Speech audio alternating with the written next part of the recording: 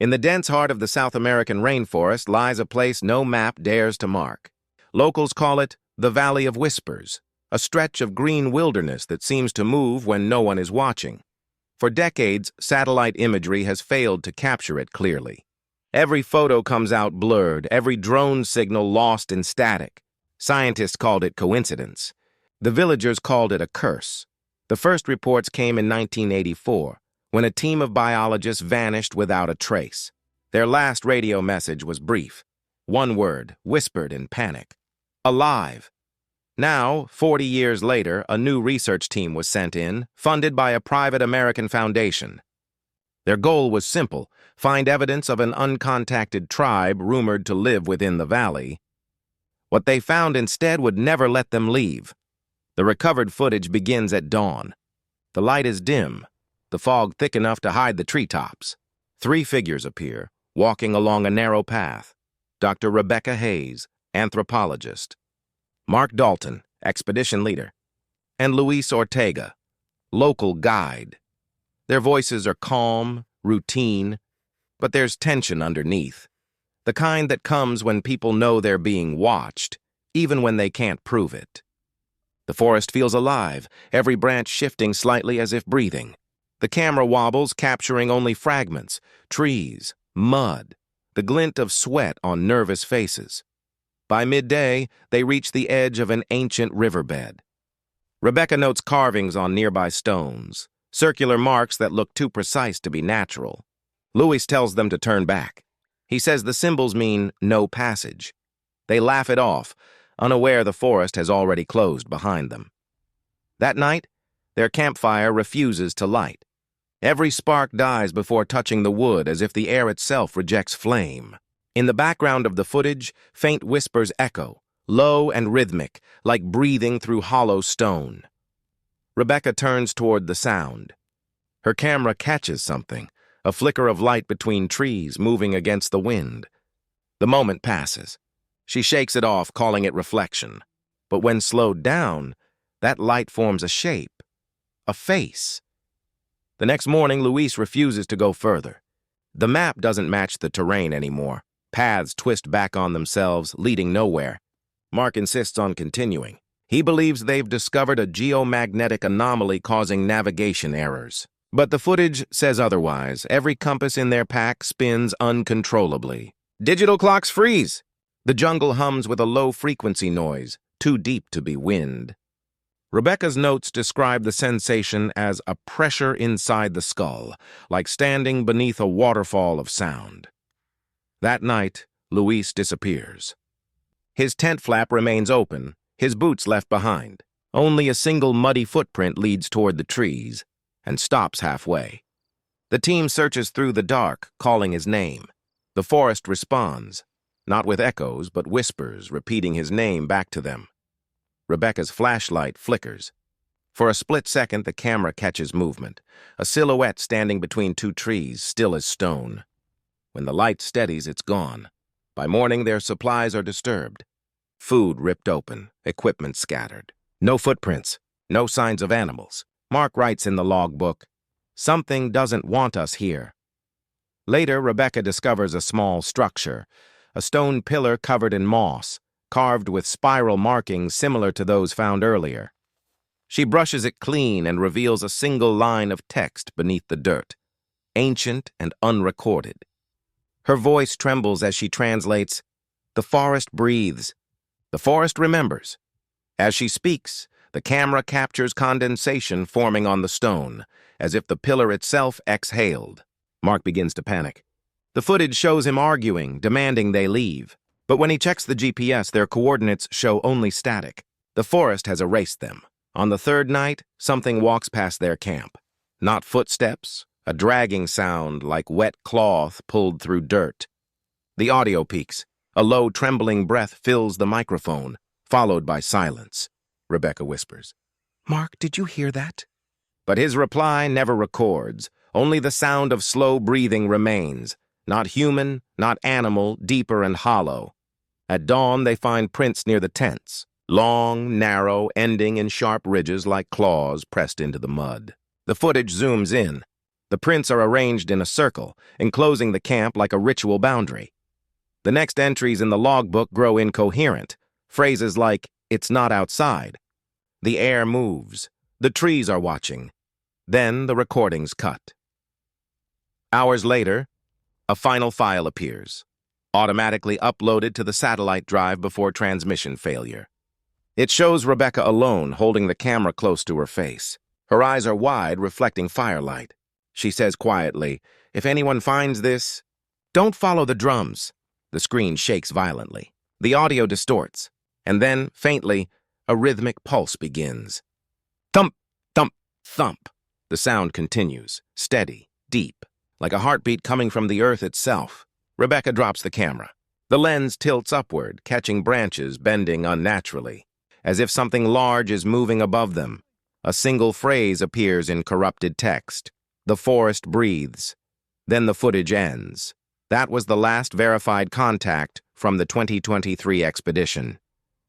The rest of their transmissions, 41 hours of data, are filled with static, distortions, and what sound engineers later identified as overlapping human voices whispering the same word: alive. 3 weeks after the disappearance, a recovery team was deployed. They were not scientists, but private contractors hired by the foundation that had financed the expedition. Their mission was simple on paper: retrieve equipment, confirm the fate of the missing crew, and bring back any physical evidence. None of them were told about the rumors, the carvings, or the whispers. The first recovered files from their body cameras show a wide clearing, unnaturally quiet. The treetops do not move, even when wind brushes through the lower leaves. It feels as though the air itself is listening. The team's leader, Captain James Ward, can be heard muttering, "This place feels staged." He was right. Every tent stands upright, untouched. The campfire pit is cold, yet smoke residue stains the leaves above. In Rebecca's tent, they find her journal, pages water-damaged, but words still visible. It learns your name when you listen too long. Deeper in the valley, they discover a circle of blackened trees. Each trunk bears spiral carvings matching those seen on the pillar. The center of the circle holds the remains of Luis's backpack, perfectly clean, as if scrubbed by rain that never fell. Ward radios command for extraction, but the line cuts into heavy static. He tries again, same result. The forest hum returns, low and mechanical, vibrating through every branch. Hours later, night falls instantly, as though someone dimmed the sky. The footage darkens. Thermal cameras detect shapes moving around them, human-sized but colder than the air. No eyes, no heat signatures. Just motion circling. One of the men, Cole, panics and fires a flare. For a heartbeat, the jungle glows red, and something enormous moves beyond the trees. The light fades. The hum stops. Only breathing remains. The next clip shows Ward's hand trembling as he reloads. His voice is calm but wrong, like he's reciting someone else's words. "If you hear drums, don't answer." He claims to have seen symbols pulsing on the tree bark, like veins carrying light beneath the surface. The others argue, but none of their mouths move in sync with the sound. The audio lags. The forest seems to record them and play them back out of order. Later, the team finds a stone archway half buried in roots. Moss covers ancient carvings, faces perhaps, or masks. Beneath it, an opening leads downward into blackness. Against orders, they descend. The footage flickers between frames of narrow tunnels and dripping water. Their flashlights capture faint handprints on the walls, too small to be adult, too many to count. Then whispers, not distant anymore, directly beside the camera, close enough to fog the lens. Words blend into unintelligible tones, but a single phrase repeats, "The tribe remembers." Cole collapses first, clutching his ears. Blood trickles from beneath his helmet. Ward drags him back toward the surface, but every path turns on itself. GPS shows coordinates looping back to the same point. The walls breathe, expanding slightly each time the whispers rise. Back at base, hours later, or perhaps days, their footage reappears on the cloud server automatically. The timestamps are impossible. Each file claims to have been recorded at the same exact second. When investigators slow the video down, They realize each camera captured a different perspective of the same event, like multiple dimensions folding over one another. One clip, labeled Camera 6, reveals a partial glimpse of Rebecca Hayes. Her clothes are torn, her skin pale. She stands motionless behind the rescue team, eyes open but unfocused. The men don't notice her. She seems translucent, almost projected onto the scene. The following entries in Ward's voice log grow shorter. Desperate. We're hearing them inside the radio now. They know our names. Something in the dark has my face. Then silence. When another expedition, this time military, arrives months later, they find no trace of the rescue crew. Only a dozen cameras nailed to trees, still recording, though their batteries should have died long ago. Each camera points inward toward the same clearing where the first team disappeared. The files all contain identical images, a fog-filled circle and faint movement at its center. Forensic analysts attempt to synchronize the frames. When overlaid, they form a single continuous motion, someone or something walking toward the camera holding Rebecca's journal.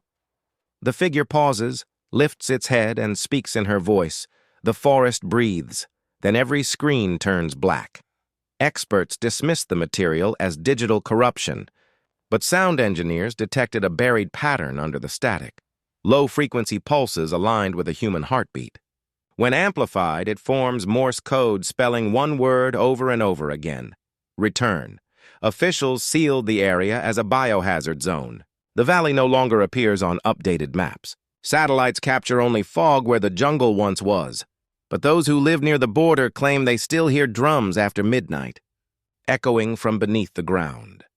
A local fisherman reported finding a piece of equipment washed downriver, a cracked camera housing with a faint engraving on its side.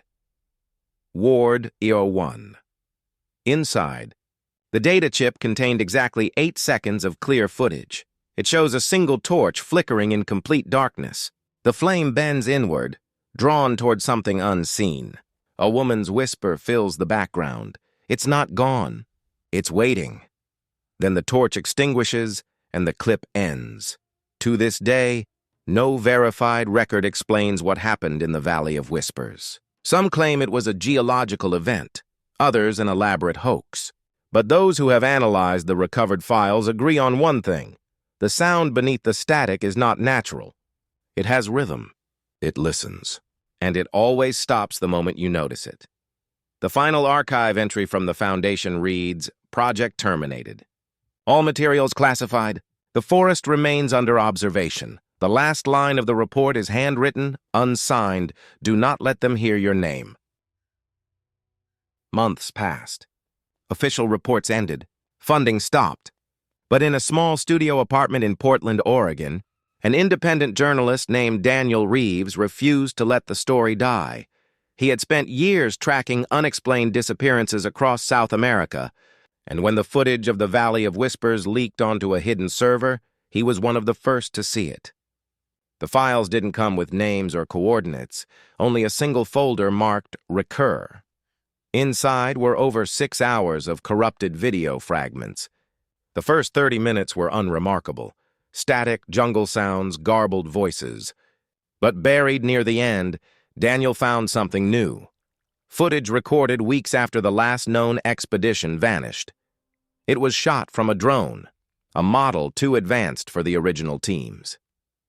The perspective hovered high above the canopy, scanning fog-covered trees. The time code looped in endless sequence, counting backward from 0. And then, just before it reset, the drone caught movement. A circle of light flickered deep within the forest. Then another, until the valley pulsed with rhythm like a living heart. Daniel slowed the frames.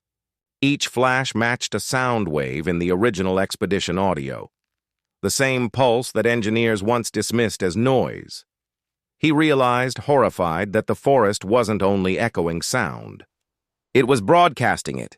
Daniel uploaded his findings onto a private forum for cryptology researchers. Within hours, the thread disappeared. His email shut down. His home internet flickered and died.